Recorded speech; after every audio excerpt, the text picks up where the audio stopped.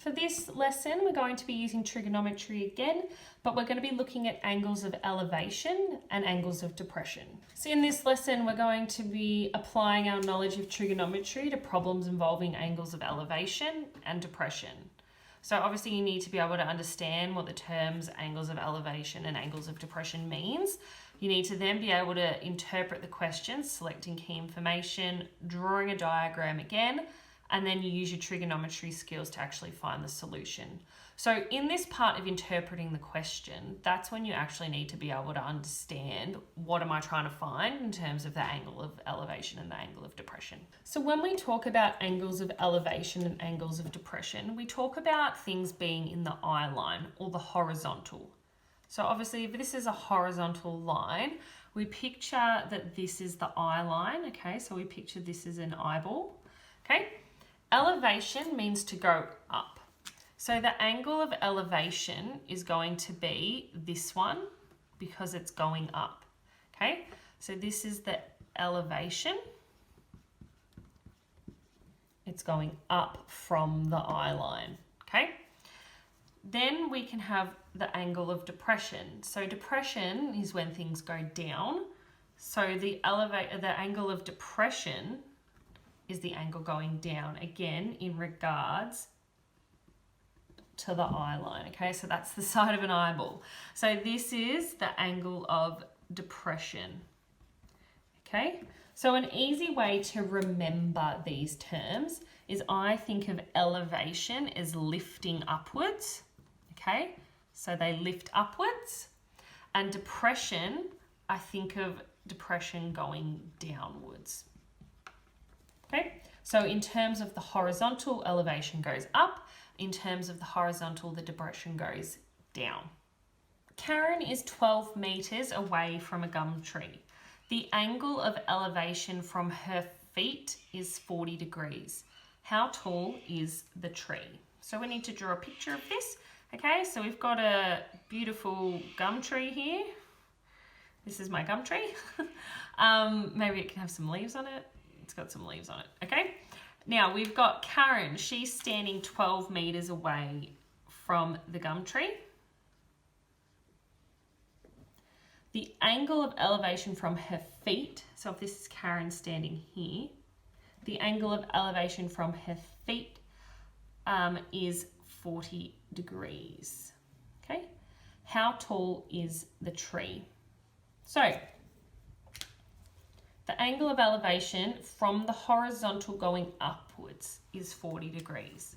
Now, because it said her feet, we have to think of the elevation in regards to her feet and how far up it's going from her feet, okay? So what we're trying to find is the height of the tree. So what we don't know is this measurement here, okay? So now it's about labeling our triangle that we've created. So I've got a side here, a side here. This technically is meant to be our right angle here, okay? So that means this would be our hypotenuse. This is our adjacent because it's next to the angle, and this is our opposite. So we need to think about SOHCAHTOA. And I have an opposite and an adjacent that I need. Like I don't know the opposite and I've got the adjacent. So that means that I'm going to use tan.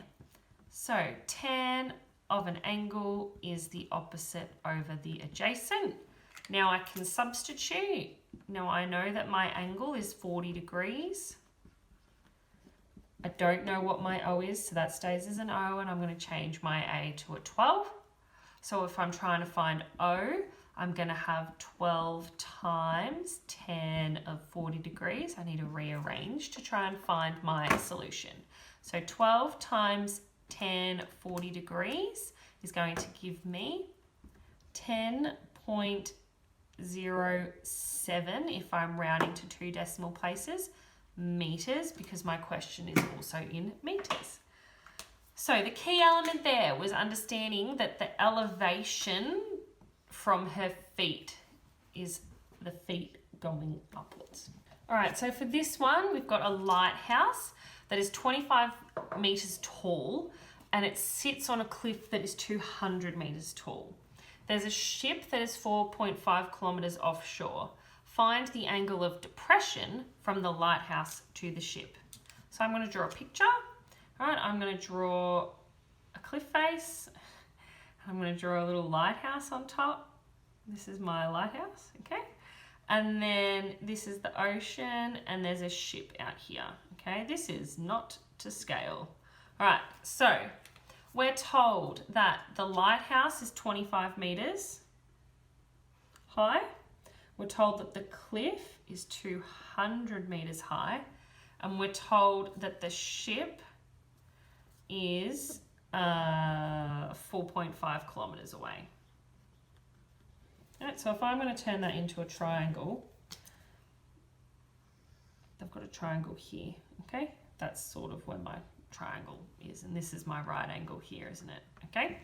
All right, now the goal here is we've learnt this, and we've learnt this.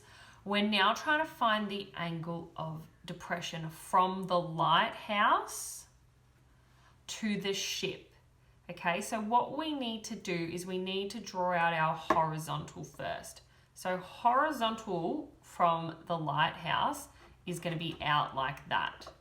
So in order to find the angle of depression from the lighthouse down to the ship, it's actually this angle here, which seems, I feel like angle of depression is like less intuitive. Like you'd immediately want to try and find this angle because you're thinking inside the triangle. But what we're actually trying to do is from the horizontal downwards. Okay, if you remember back to our slide, my example from the start. So you can rewind and have another look at that if you need to have another look. But from the horizontal down is our angle of depression.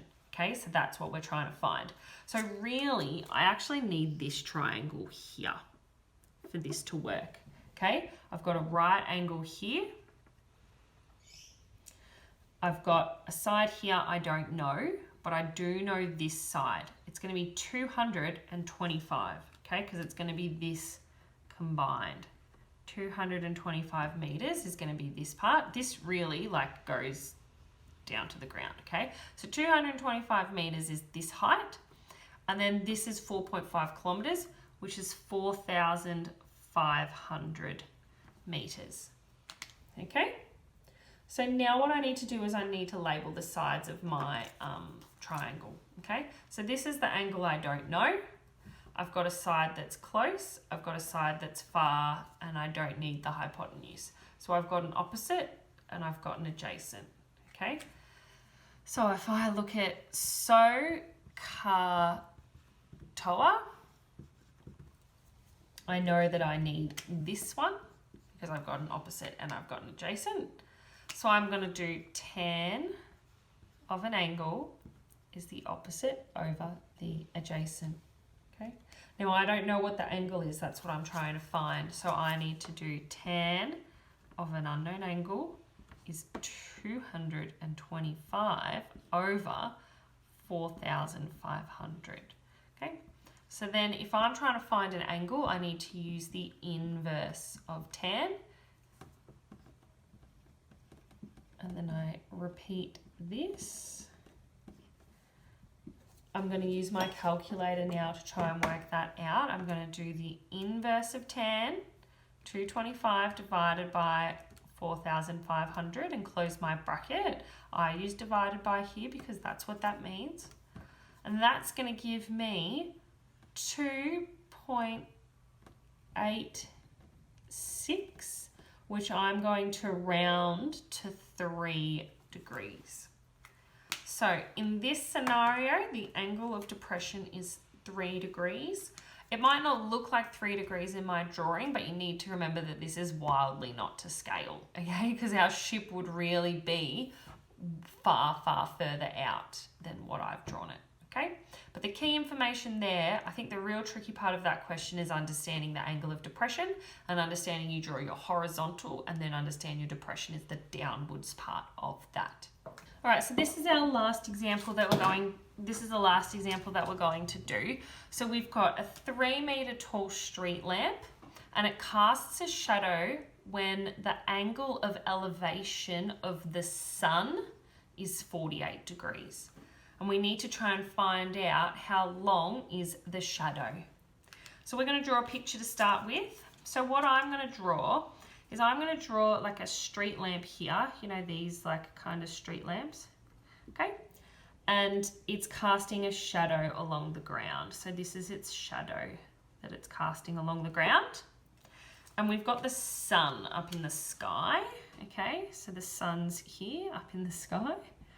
So at the moment, the sun is casting, is at an angle of elevation of 48 degrees. Now it's obviously elevated from the ground, okay? Because that's really the only bearing that you can place on the sun is where it is compared to the ground. So if it was at an elevation of 0, that means it's like at the horizon, hence horizontal horizon, okay? And it's lifted up into the air, okay? Higher up into the sky to 48 degrees. Now we know that the street lamp is 3 meters. We need to try and find this measurement, okay? So if I'm going to label my sides, this is a right angle, so that means this is the hypotenuse. This is the side that's far away. I've got my adjacent here, okay? So I need to write out my SOHCAHTOA. I don't need this side. So I've got an O and I've got an A, so that means I need 10. So I'm going to write 10 of an angle is the opposite over the adjacent. Now I'm trying to find the length of a side, okay? So that means that I already know what the angle is. The angle is already 48 degrees. The opposite I know, that's 3. The adjacent I don't know. So to try and work that out, you have to swap these around. If you're not familiar with how to rearrange these types of formulas, you can watch my video on finding an unknown side length using trigonometry. All right, so this means division, remember, for anybody who might have forgotten. So I'm going to go 3 divided by 10 of 48 and close my bracket, and I'm going to get 2.70 meters. Okay, so my 3 meter tall, My 3 meter tall street lamp is casting a 2.7 meter long shadow. Okay, so let's think back to our learning intention and our success criteria. It was to understand the terms of elevation and depression and be able to use trigonometry to solve those types of problems. So in order to do that, we had to understand what the terms elevation and depression meant. Then we had to be able to interpret a question, see what it's asking us for, what are we trying to find, come up with a strategy, draw a labeled diagram, choose the right ratio, and then solve to find the solution. So if you can do all of those things, then you've met today's success criteria.